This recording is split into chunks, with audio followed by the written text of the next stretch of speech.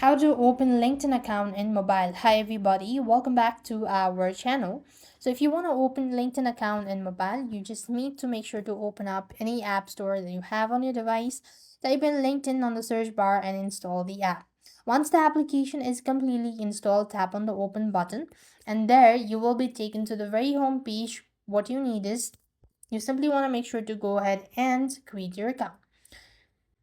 So once you've actually gone to the page, now in my case, I actually have an account already. So all you need to do is just follow the prompt. That means you have to enter your email address, create a password, name and verification. You have to set up your profile. That means take up pictures, add in location, job title, all that stuff. And you also need to, or you can connect important contact or skip the steps to contact connect later as well.